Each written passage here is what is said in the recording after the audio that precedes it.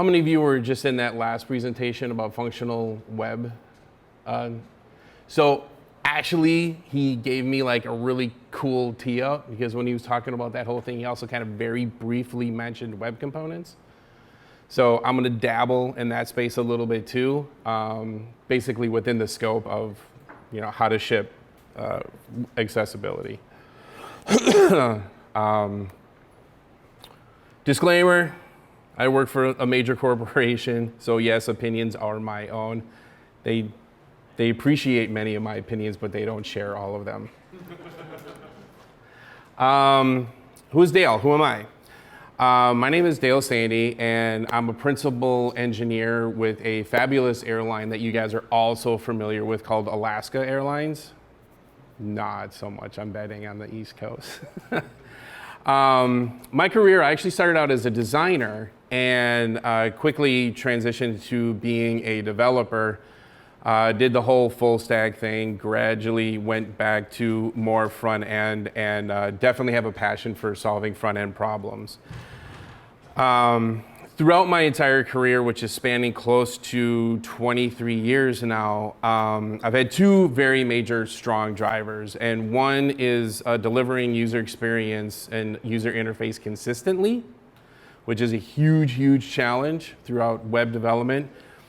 And also, way back in the early days of doing web development, I got teed up with accessibility and solving accessibility problems, because I found out how easy it was to break accessibility. So my talk today is really kind of like a really great merger of those two very strong passions that I've had throughout my career. I'm also the lead developer of Alaska's Oro design system, and this is a collection of pre-made UI elements that are infinitely reusable in almost any development framework. And as you will probably guess, everything in here is accessible, right? It's kind of like one of our core pillars in everything that we develop. So I am from Seattle. So yes, everything's about fishing out there. Like literally, there's like technology and then crab fishing. It's kind of cool. But before we jump into shipping code, just like anything in life and like a fishing boat, I mean, there's a lot of little tiny moving parts that when all of those moving parts are not aligned, everything just goes to hell, right? So in your applications, when you're building web applications, like the previous speaker kind of talked about, I mean, there's so many complex things that happen at the same time. When one of those things fall down, everything falls down. Same thing with a fishing boat. Something happens wrong on the fishing boat, they're out of business, right? So let's talk first about everybody's favorite programming language, HTML. The blessing of HTML is the way it's structured. We have all these individual bits and pieces to work with, like subatomic parts.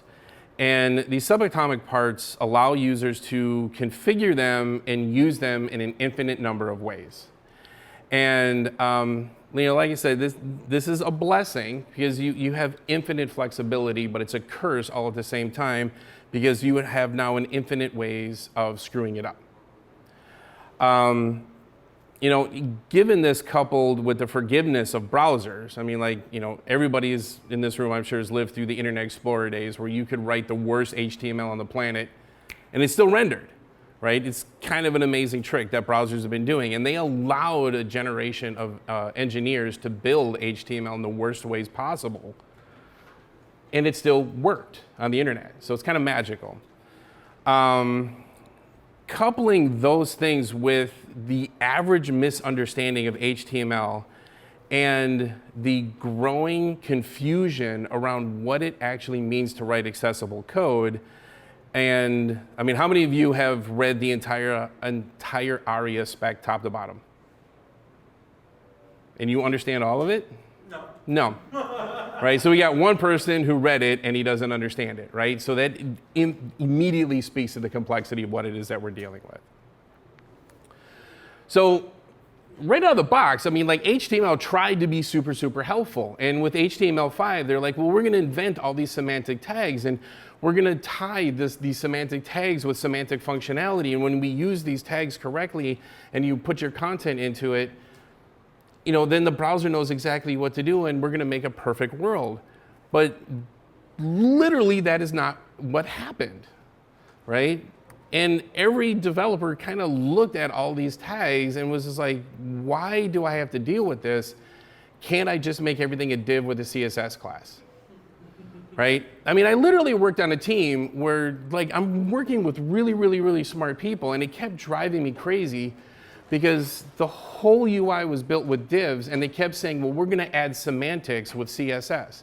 And I'm like, those are not the right words. Right? And I tried to explain that to them, and they never got it, so, you know, whatever. Life moves on.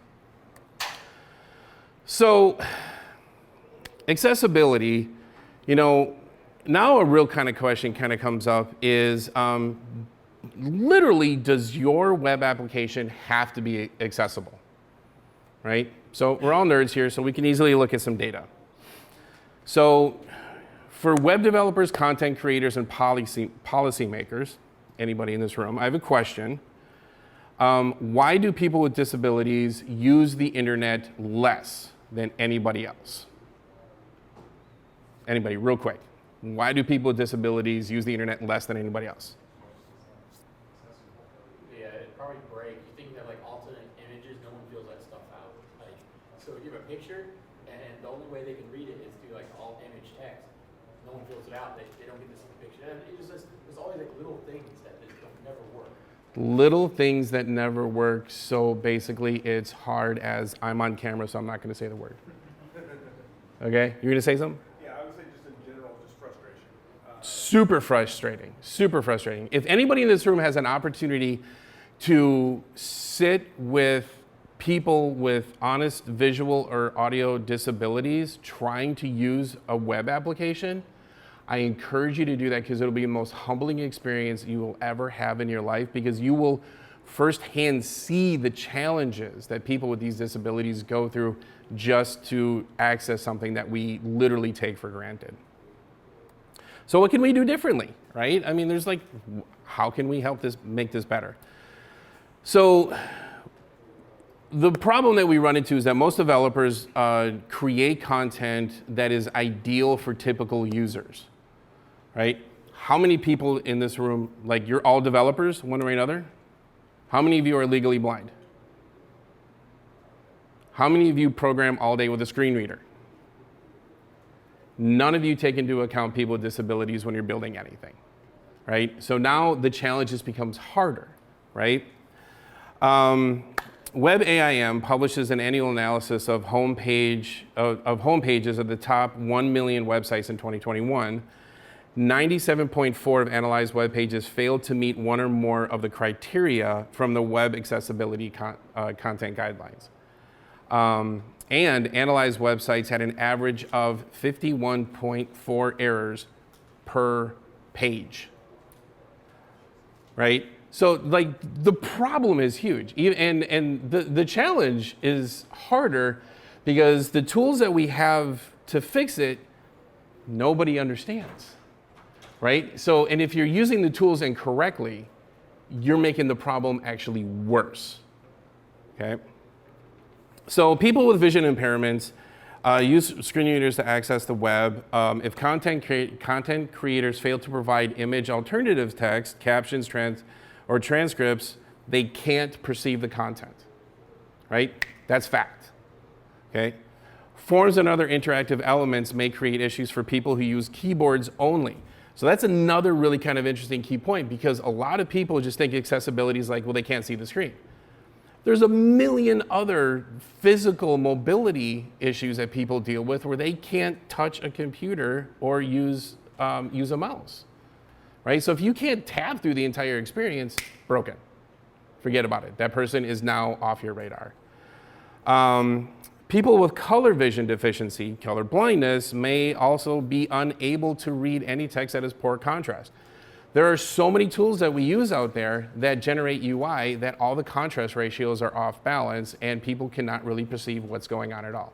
Like, how many of you have used tools to create like visualizations of your code like in a web page, right? Almost all of those are wrong. Like the code that it puts out, like if you ran a screen, a color sort of a color contrast test against it, you'll get like a litany of errors, right? Because it's all just incorrect ratios. So while many brands will adopt accessibility design practices to ensure compliance with the ADA, American Disabilities Act, and other laws, business case for accessibility is strong, right? So we have laws that say that you need to be doing this, and well-designed websites benefit everybody. Like, you know, if you have audio captions on your videos, then people who just want to read the captions instead of listening to the video can do that as well. Web pages with color contrast issues and on-page, so there's like the color contrast issues and lightness adoption and, you know, on dark or dark mode is what I'm looking for, right? A lot of these things were kind of invented for accessibility needs and they just kind of service everybody, right? Because like dark mode was actually kind of an accidental thing that was even kind of released. iOS 13 is what made it really, really, really popular, and dark mode was actually kind of invented as kind of a thing that Apple wanted to do. It hadn't been around for a while, and it was wildly adopted by the accessibility community. So now it's kind of like an accessibility tool, and it was never really intended to be that in the first place. So Section 508, this is a law. Now the question is, you know, who is required to follow this law? So in 1998, Congress amended the Rehabilitation Act of 1973, which basically states that any government agency that builds digital documentation has to have it be accessible. That is by law. If somebody finds out that part of your content is not accessible, they will issue a citation. And these citations are very expensive, and they give it to you per infraction. So it ratchets up really quick. Or you just basically get sued by somebody, right? And now you have to get lawyers involved, and then you have to go through a fixing process, and it gets a little messy. Me, working for Alaska Airlines, we fall under the jurisdiction of a government agency because airlines are basically government contractors. So we are obligated to make sure that all of our purchasing and day of travel experiences are accessible, and we have been getting it wrong, and we get sued a lot. So this is awesome. So this is part of my job to try to reduce the amount of lawsuits. So then you go beyond government agencies, and you're like, okay, so the companies that you guys are working for, if you're not working for government agencies, are you by law actually have to be accessible? How many of you remember when Domino's Pizza tried to sue their way out of it? Right? They wanted to go to the Supreme Court and say, like, why do we have to be accessible? And the Supreme Court refused to hear the case. So at the end of the day, what that basically meant is that if you have a product or service that is out on the internet and it is not accessible, you are infringing on somebody's rights to use your product, and they have a right to sue your company, right? And the irony of the whole Pizzagate thing, if you will, it cost them infinitely less to fix the accessibility issues than it did to sue, but they were trying to prove a point, and their point was dismissed. So good on them. Thank you for spending that money, Domino's Pizza, because now we have a precedent to move forward with.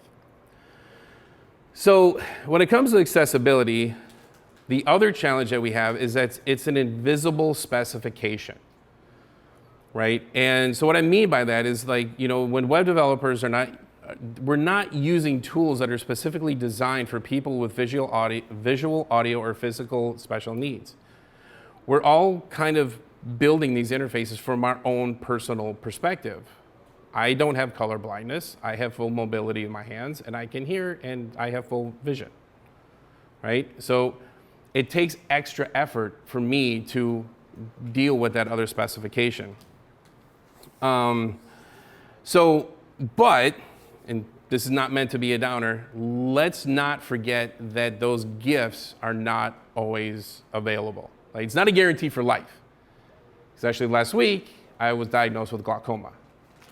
So it happens. So it's just think about these things when you're doing your job on an everyday basis on who it is that is consuming your software. So this actually gets thrown out a lot, which is actually kind of interesting to me, and a colleague of mine really kind of brought this to my attention, is HTML by itself. Everybody says like HTML is immediately accessible, and if you just do HTML, it's accessible out of the box. That's actually not true, right? Everything in life requires a little bit of configuration. So if you look at this code right here, is this actually accessible? Can I get a yes or a no? No. Okay, good. Paying attention. Why is it not? You don't see what the label's for. Exactly. Right? So just that little bit right there, and so many people get this wrong, is that you don't have that association between the label and the actual checkbox, and so then when somebody's reading this with a screen reader, they don't know that those two things are associated to each other. Right? So now you have a broken experience. The checkbox will present itself, the label will present itself, but the two things together do not make a cohesive understanding. So let's also kind of keep in mind too that there's a key difference between something that is accessible and something that is usable, right? I challenge everybody in this room, if you have not tried to use your web application with only a screen reader, like try it. Because then you will hate everything you've been doing lately and you will start to empathize with the person you're trying to communicate with. So, how do we know when we build something that is accessible or not? And when I say that accessibility has an invisible spec, I mean that it is something that we cannot quickly evaluate when we're writing our code. Updating attributes in the previous example had no immediate impact, right? When you put that ID on there and you put that 4 on there, it's not like anything changed on the screen, right? You have to go to a screen reader to understand the actual impact, right? And vice versa, if somebody were to take that ID off of that one container, it would be broken. How would you know it's broken? Right? Because there is no immediate impact. So this is fact. Like JavaScript frameworks, modern JavaScript frameworks really kind of took a huge crap on accessibility. Friend of mine that I used to work with, she actually got a contract gig working with Google on fixing Angular. So she did a huge project where she worked very directly with Angular devs to get just in the base framework, stop breaking common things. And what's super sad about it is she came in, made a huge ton of fixes, she left, and within a year, almost everything she had done had been erased by following developers.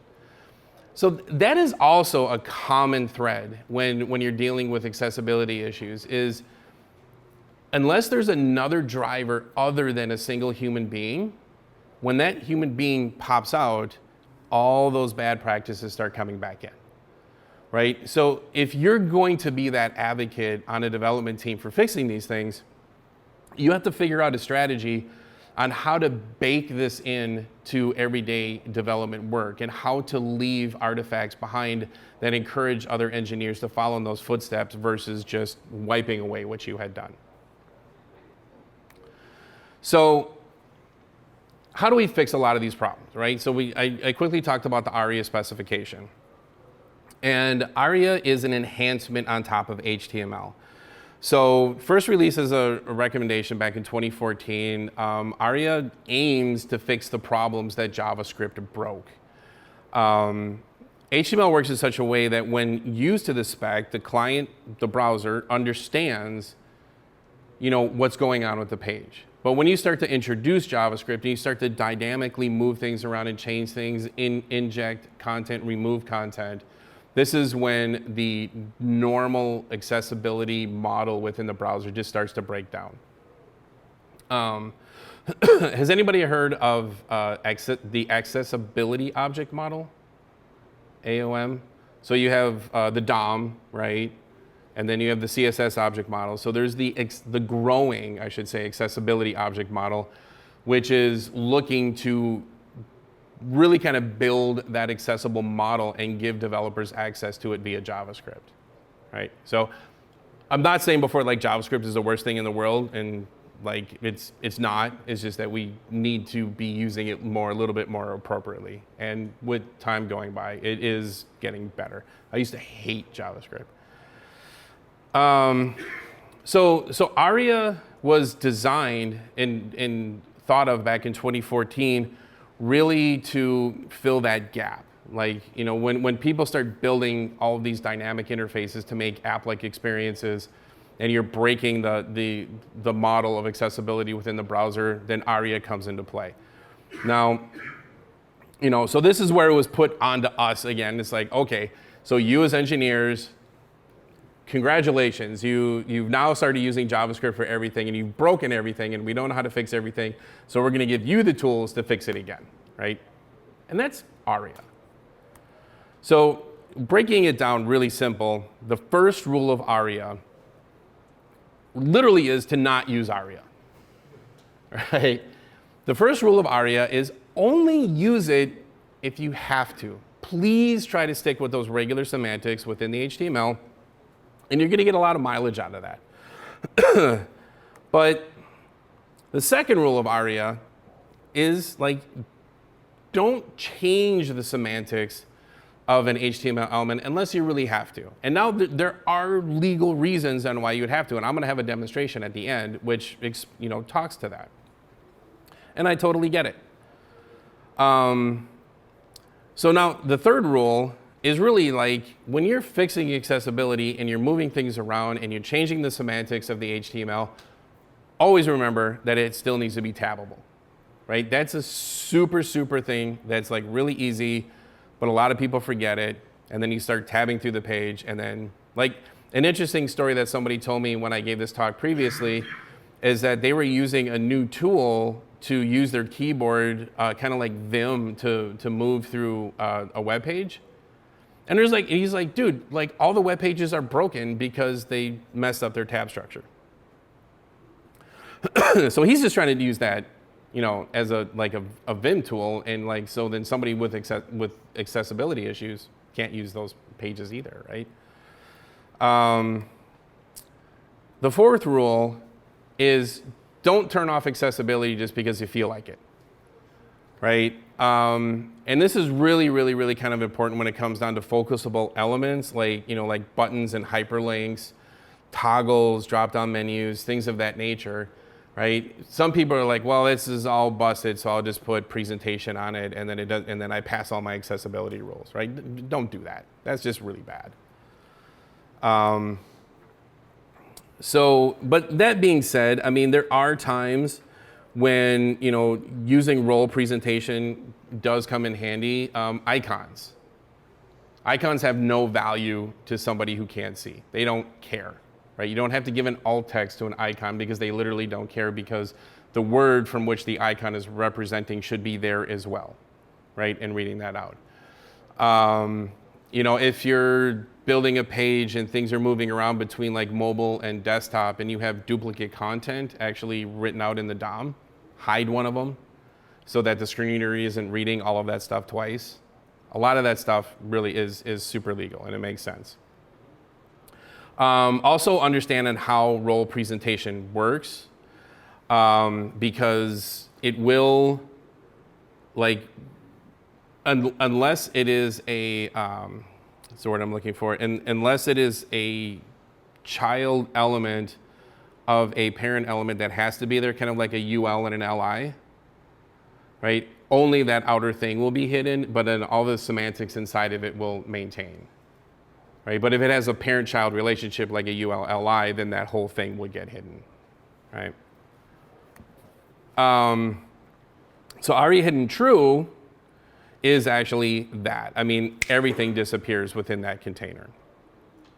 You know, and this really kind of comes into play with like totally with like decorative things, imagery on the page that is solely just for like marketing stuff. People with visual impairments don't care, right? They just want to get the job done. Something else I kind of want to point out here too is ARIA Elements uses a Boolean system that's not actually truly Boolean, right? Because it's actually what's called a tri-state attribute. So you have a true, false, and mixed, okay? So what this means is like, if you were to actually just have ARIA hidden on here, HTML wouldn't care. The browser wouldn't care because that's meaningless. Because like with disabled, you can just have disabled, right? But I'm going to show you in a second on why that's a little bit misunderstood as well. So ARIA hidden has to equal true or false. And the reason it's there is because you're informing the browser as to the state of that particular element. What's the word I'm looking for here? It's on the other slide. I'll get to that in a second. I'm getting ahead of myself here. So, but like I was saying before, you know, like disabled by itself, it equals true. Disabled equals disabled is true. Disabled equals true is true. Disabled equals false is true. Disabled equals chicken is true. So the way HTML string Boolean works is that if the attribute has a string associated to it, it considers it to be true because it's present. All right, does that make sense? Whereas ARIA is actually looking for a true false. And so where people get tripped up on this is because like, you know, engineers will be like, dude, in my React code, I just made disabled false, but nothing's getting disabled. And I was like, because you just told it to be true. He's like, what are you talking about, right? And the same thing goes with ARIA. They says like, well, I put ARIA hidden in there, but it's not actually hidden from the screen readers because you have to put ARIA hidden true. So pay attention to these differences on how it works and don't get totally tripped up and think like, ooh, Boolean, true, false, everything is equal, because it's not.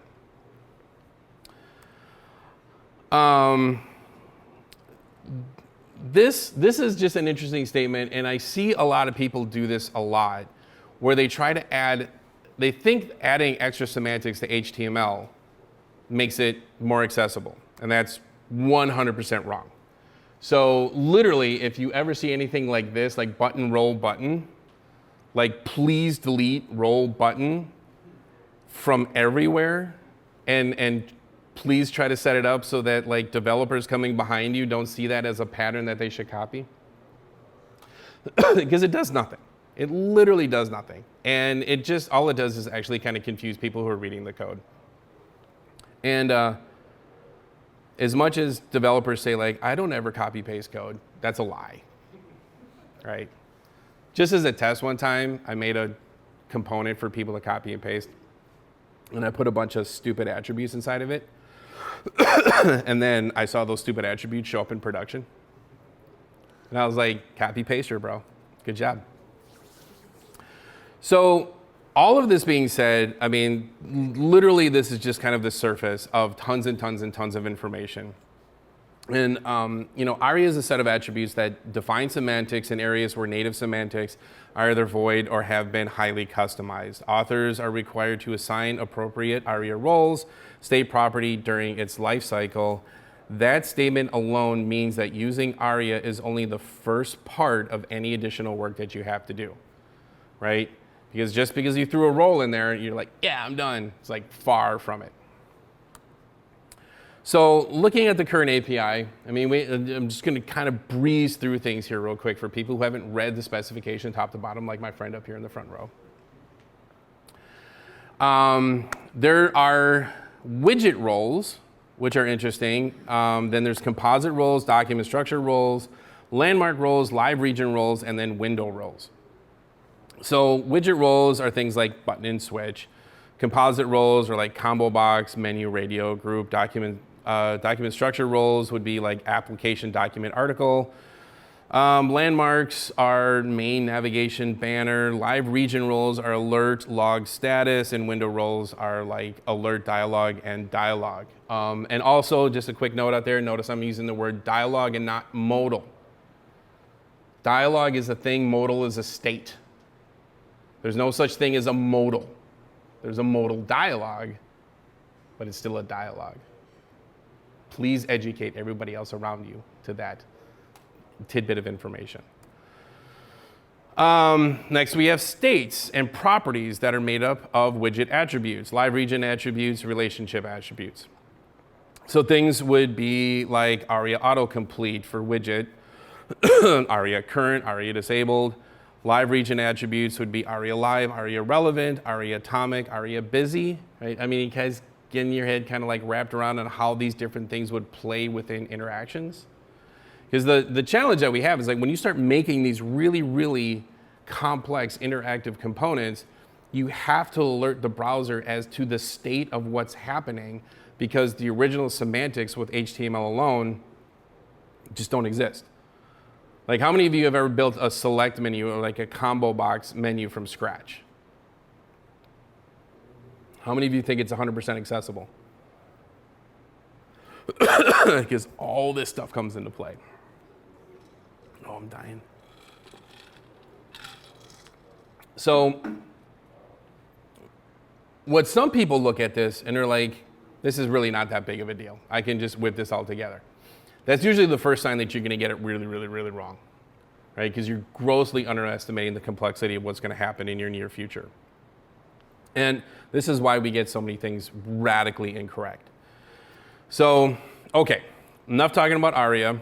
Let's actually kind of talk about the title of the talk, shipping accessibility. What does that actually mean? So here's a very possible real life situation. Let's imagine that we have a scenario where we have a typical hyperlink interface using an anchor tag to easily define a clickable string as its href will be enough, right? I mean, that's HTML 101. We all know how to do that. But now let's say on this same page, the action will either, depending on what the user just did, it's either going to open up another page or it's going to toggle a dialog box, okay? So right there, in that very simple thing, we have to completely change the semantics of that link so that when it changes and the user using a screen reader gets down to that thing, that they understand what's going to happen next.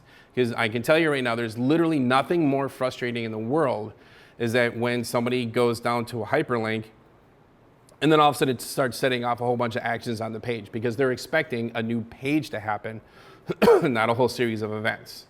Everybody grapping what I'm saying here? And vice versa. How many people have wrapped an A tag around a button? God, don't do that. I found this on the web. Aha, that's funny. Okay, so in this scenario, what we're actually looking to do is that we have an anchor tag that is going to change its semantics based on a previous action.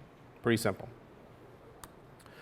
Oh, and also note, like I said, injecting JavaScript into the anchor tag is a serious no-no as well.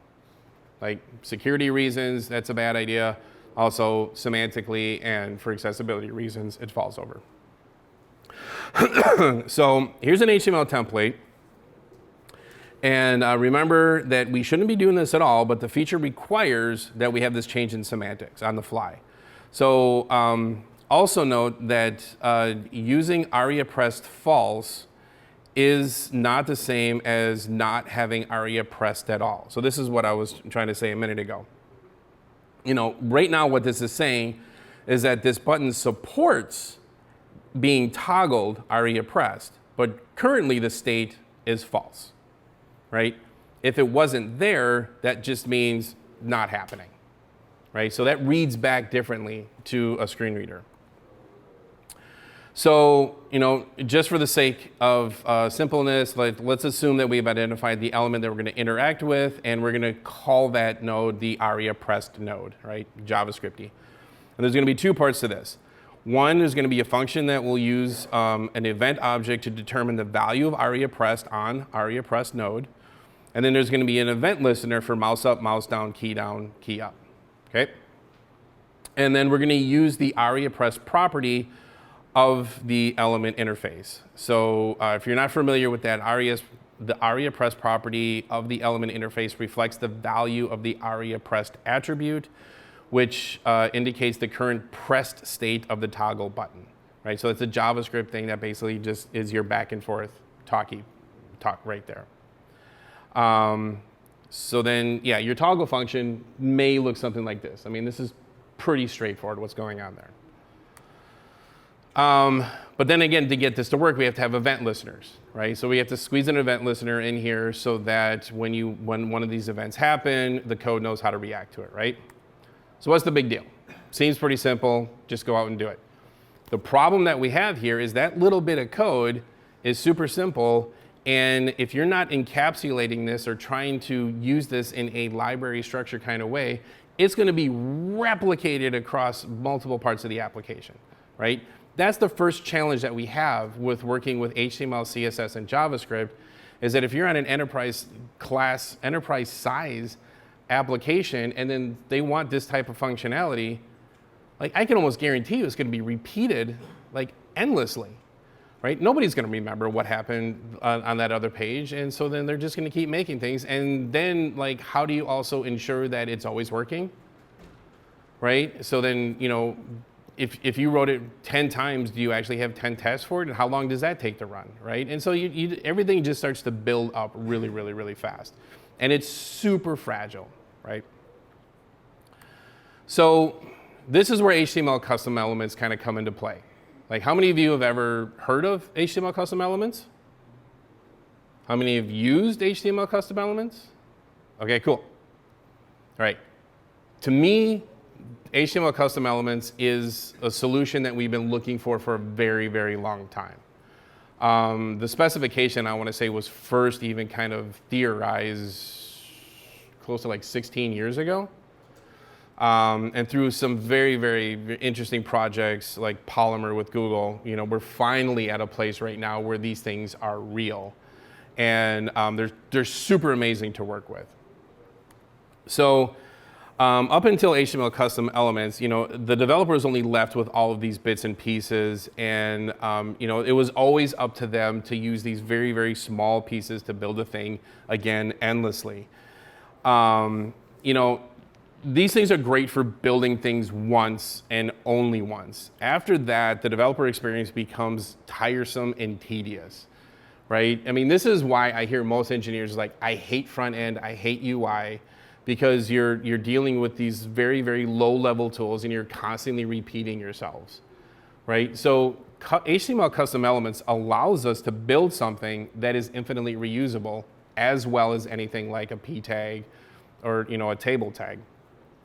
So, you know, wouldn't it be great if you had like my whatever, and then you just knew what it did, it had all the features that you needed, and then you could ship it and reuse it again and again and again, like regular HTML. So that's where we're going to go to. So when building an HTML custom element, there's really only like two parts. There's basically a class that defines the scope of the component, and then there's a interface for the custom element registry.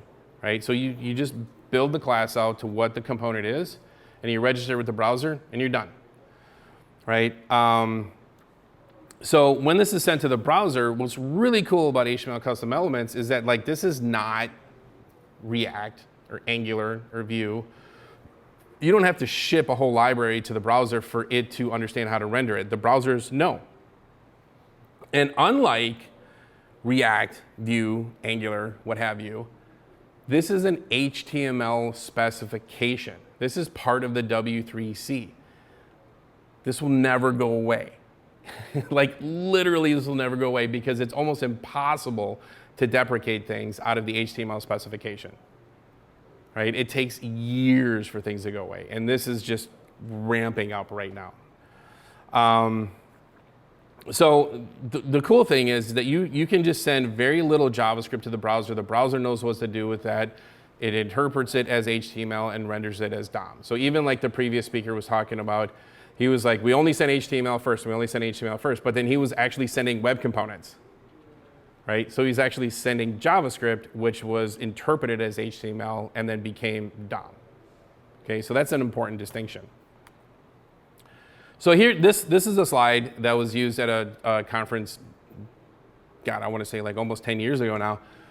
And it kind of set the world on fire because like we've been living in this world of these three very separate, this separation of concerns, right? You have JavaScript, CSS, and HTML. And everybody says they have to be completely separated.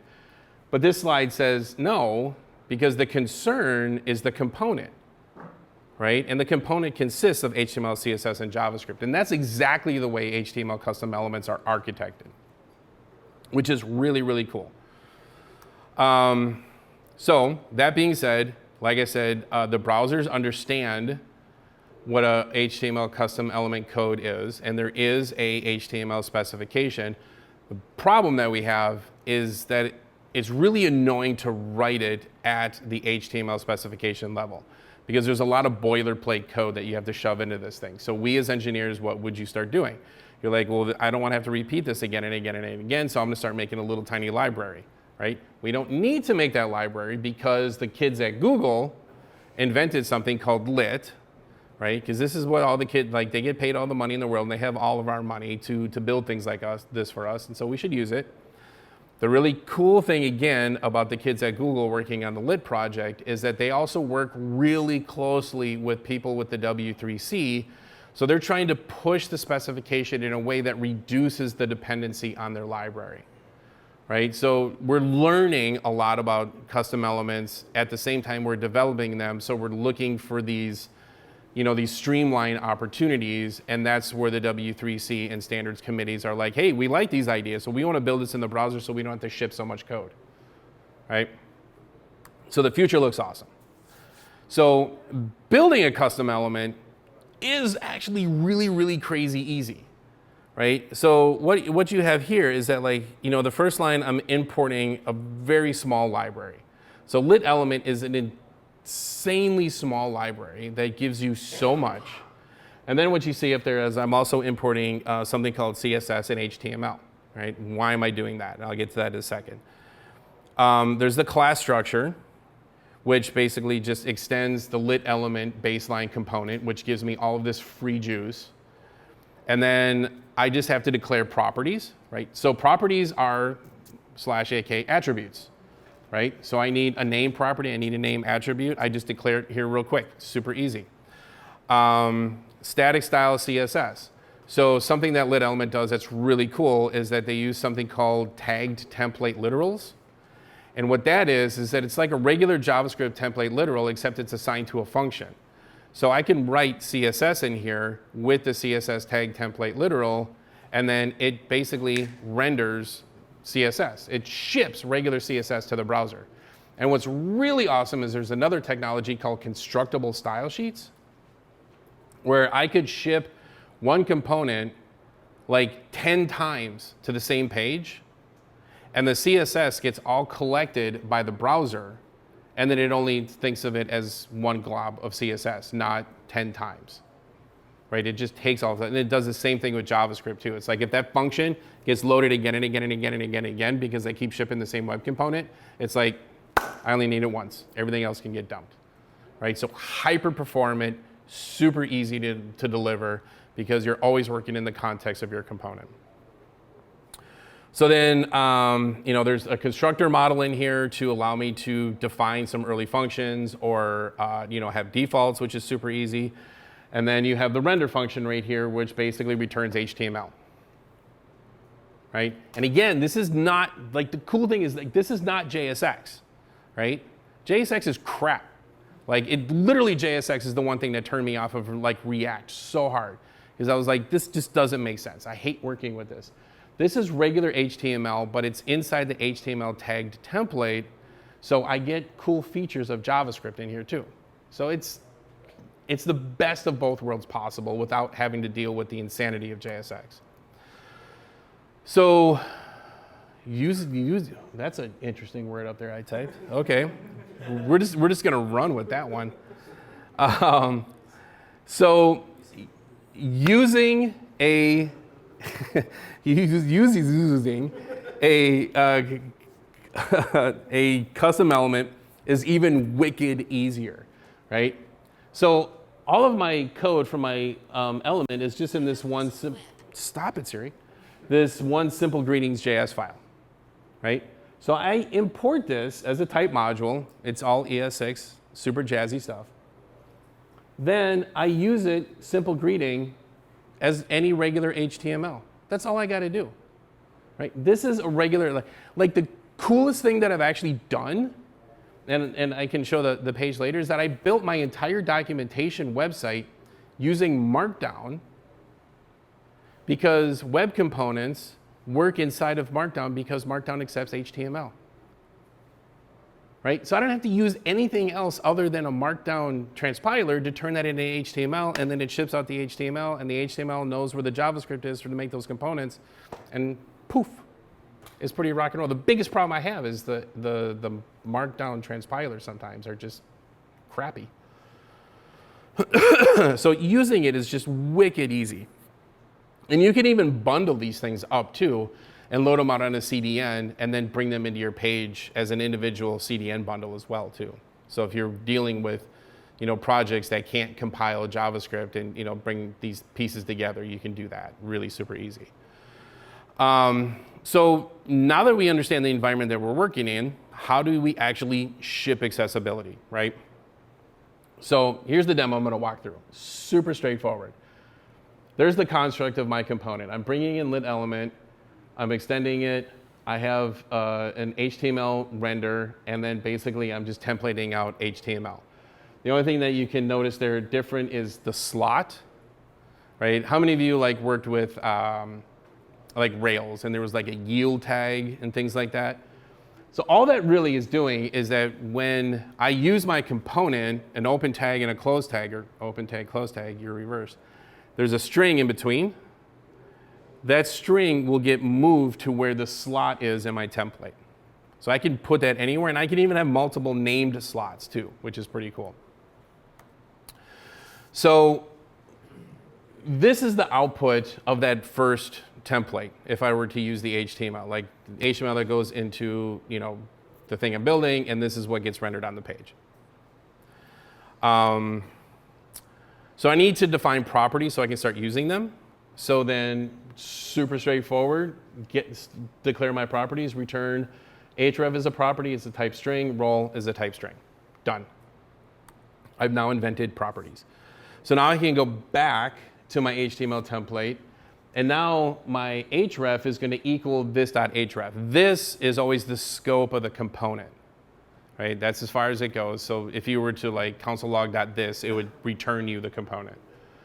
But this.href is going to pull from that previous property that I just created, the value from that. Same thing with role. And then aria press, I still have that hard-coded as false. So I go to my editor, and I have my link that I created, and then it's role link with the href of Alaska Air, and then this is a link, and this is what would basically return in the DOM of the browser, right? It would be, aria press is false because that was hard-coded. I'd have my href pulled down from that attribute. I'd have role pulled down from that attribute, and then the content would get put into that slot component. Right, is everybody following me so far? Okay. But now I need to get aria pressed to be more dynamic, right? I needed to listen to things. So up in my constructor, I'm going to create a default for aria press as being false. And then down in my code, I just update that to referencing this.aria pressed. So again, if I just have my link, it outputs this HTML, and I don't necessarily want that, right? I don't want empty attributes, right? I want this to be pretty clean. So lit element actually gives you predefined micro library things called directives. Just really, really super small, just like the ultimate in helpful things. So what this directive does for if defined actually allows me to kind of wrap my value in this if defined function, and then I can basically have a, if role equals button, then use this role or leave it undefined. And what's cool about that is the undefined at that point would actually just strip that whole role attribute out of the component when it's finally rendered. So you get something that looks like this. Because now aria pressed still has that default value of false, but I didn't put in a value for role or href or anything like that, so it did not go down to the actual executed element. So this is getting a lot better, and then looking at this template, we're missing one element that'll cause this to break accessibility. Anybody know what that is? If I do not apply an href to an anchor tag, what happens to that anchor tag? It's no longer tabbable. It's just editable text, right? So this is where I can also hinge off of role button, right? So if role button is added, then I want a tab index of 0, right? Or leave it undefined, right? So if I don't use role button, it's not going to have a tab index, but if I use role button, put tab index on there. So now it's fully tabbable. And let's update the HTML, right? So then this is in my editor, my link role button. This is a link. And then my output looks like this. Like it has role button, tab index is 0, and then aria press false is still coming through. But that's still a default. We don't want that, right? So what do we do next? Super simple. The function that I had in the previous example also works here and well. I can just put this function within the scope of my component JavaScript file, right? Now I set up my event listeners, again, within the scope of this one file. Then when all of this stuff comes together, aria pressed is still now listening as well for role button, right? So if role button is, if that is populated, then I want aria pressed state to equal this aria pressed, which is now getting its value from that function. Make sense? Or leave it undefined, right? And that's really the meat of it, right? Because now at this point, we have a very succinct MyLink component, good timing, and all the functionality that because the thing that is interesting to me about this example is when I first started learning aria roles, and I was like, oh, cool, I can take this anchor tag and I can put role button on it and it'll start acting like a button. I was really disappointed when it didn't act like a button, right? I was like, no, I did this. And then I read the specification. I'm like, this is crap. I have to write all this extra JavaScript, and I have to do all this stuff, and I have to put this over there, and I hate all of this now. Like, I'm angry, right? So then when I got to web components, and I can just put this all in this one thing and call it MyLink, or whatever you want to call it. The only rule is that it has to have 2 words with a hyphen at minimum, because you can't say button, because there's already a button, right? And so they just made it with the hyphen just to make it ultimately clear what is the stuff that you're personally writing versus what is HTML. You got a question? Yeah, is there a way, like, if they don't provide the role or the href, that you could make it present some sort of error? You can. I mean, we kind of hide things in console logs sometimes, in alerts, or warns, I should say. I just actually, I started doing a lot of that defensive coding in the beginning, and it actually kind of proved to be a real pain in the butt, because then I started thinking about all these ways people would misuse. And I'm like, it's hard enough writing documentation for how to use it. And then writing code for them to stop them, it just added a lot of weight that I didn't want to deal with. So I kind of lean more towards good documentation and use cases and great examples versus, because at the end of the day, what's even cool from a certain perspective, this again is HTML, and I'm writing components that are infinitely reusable, so I don't know how my end users are using them, right? People have done like really weird crap with them, and I'm like, wow, I didn't even know I could do that with the component I created, but you got it to work, and that's like badass. So I tend not to do defensive code to stop people from doing that, because if they do something wrong, they'll know it doesn't work. But you know, it's a juggle. But you know, like I said, like this puts all of the pieces that you need in a single file, which is loaded once into your application and then infinitely reusable like regular HTML. So if you're building things from that perspective, like 99.999% of the time, everything is always going to go as planned and things work as planned. Like on the project that I'm doing with Alaska Airlines, I get called into Sev 1s and Sev 2s, and then they kind of like, oh, this is a problem with blah, blah, blah component. And I'm like, no, the component actually works. You just did some really wicked bad things with it over here. Here's the documentation that you should have read before you installed it. Then our problem is instantly solved, right? So they stopped calling me on Sev 1s because then they told the engineer to go read my docs, and then they fixed it without calling me, which is super awesome too. So I'm not going to say that this is like, just because we're using web components, everything is absolutely foolproof and this is going to solve all of your accessibility problems, but it gets you hella closer to solving some of these problems without having to hunt down all of the individual inconsistent broken versions of it, right? I had a developer, this was really cool. We had an accessibility bug bash, and they had a whole bunch of stuff that was wrong with their project. And the original estimate they gave their product manager that it was going to take 3 sprints to fix everything, right? Then they got it done in less than 1 sprint. And the product manager was like, how did you fix that so fast? Did we grossly miscalculate the amount of work? Could you say that? And this response was, no, I just used all of Dale's code, deleted all of my code, and ran the test, and everything worked. And I was like, dude, best praise ever in the world. So in conclusion, right, what we have here is the beginning of an infinitely reusable component, and when users make use of this element, they need to no longer worry about the hidden accessibility requirements, right? You know, like I said, using roll button actually means something now. It doesn't just change the semantics. And you know, the assumed accessibility behavior in the browser is captured within this new custom element with unit tests. So I test all my crap too. And it shipped. Right? So that's that.